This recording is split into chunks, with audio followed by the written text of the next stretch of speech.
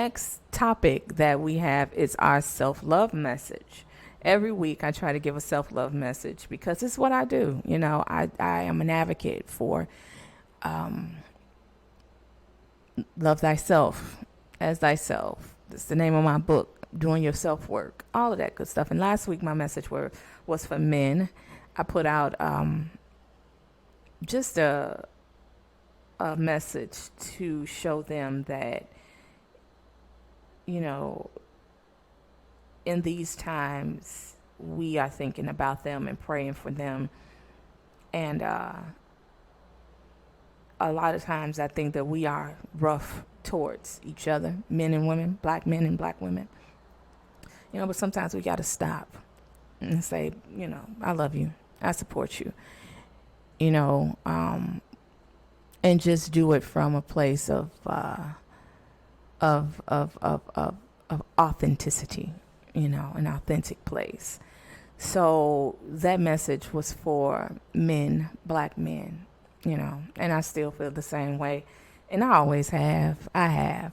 And I speak with many women who feel the same way. We're tough on you for our own reasons, and that's what it is. But overall, I think that you have our love and you have our support. But this week, my message is for men and women, especially my sisters and brothers. This is who this show is for.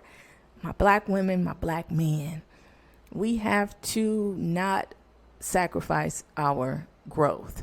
And in that, we have to find our confidence to move forward and do our work. We have to work on those areas that we may be insecure in. And we got to be honest with ourselves about those insecurities so that we can do our work.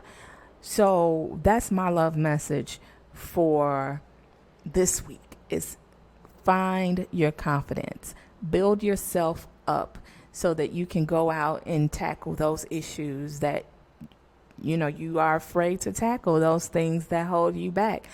That's just one of the works that we have to do in our lives. We can't let it rest and fall to the wayside and let these young people come in and do all the work. We are still worldly good. If you're a middle-aged adult, if you're a Gen X person, if you are at the tip of the millennial iceberg like I am. Millennials, so it started in 1981. I was born in 1983, so I can identify both with Gen X and millennials. So, we still have work to do. So if you didn't get that confidence in your 20s because you was busy doing other things, get that confidence, find that confidence, put that work in the area that you need to grow in to become who it is that you desire to become. And let's get out here and let's get it done. Let's get things done. Let's make dreams happen. Let's do our work. Let's be role models to our kids. Let's be role models to these people and that's going through these college programs and things like that, and that's going to enter the world and want to feel confident in themselves and knowing that there's opportunities out there that they can take advantage of, and that they can have, that they can walk through doors with confidence. And let's reshape this world so that our kids can thrive. We're fighting for their ability to go in and be equal. But, we have to make sure that we show them that they're worth being equals, and instill in them those values and instill in them self-worth. And so we have to do it for ourselves. We have to make sure that, we are the example of what we desire for our children to go out in the world and become and be. And, I had my own struggles. I was insecure with my writing when I was in undergrad, because I just felt like when I started that I started behind the majority. I was in undergrad with a lot of kids who went to private schools, and I was from a public school.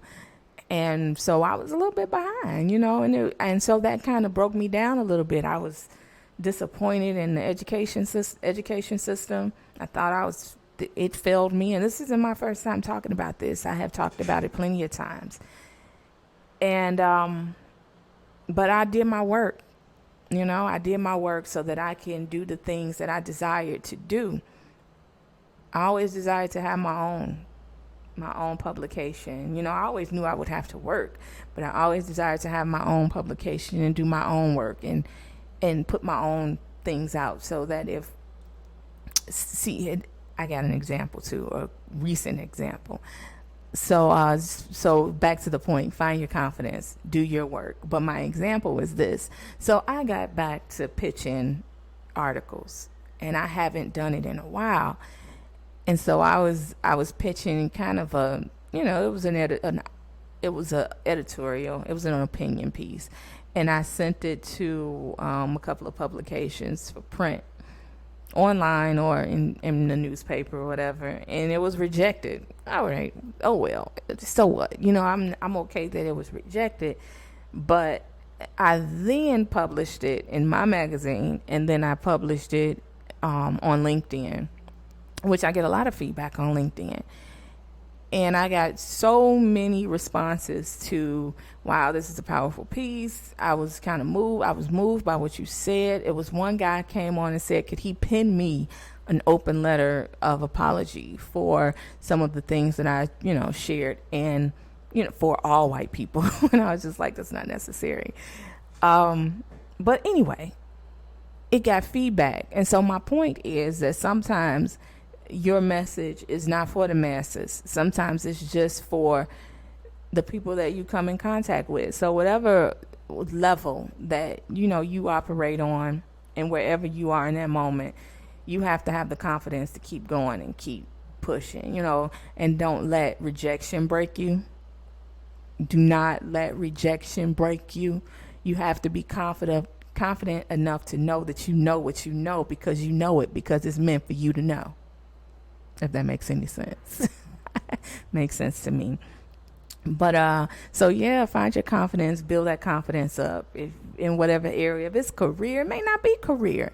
It may be, in starting a family, or whatever it is that you desire to do, work that thing out and make it happen. Find the confidence to do you. How about that? And so I'm going to move on to my culture topic.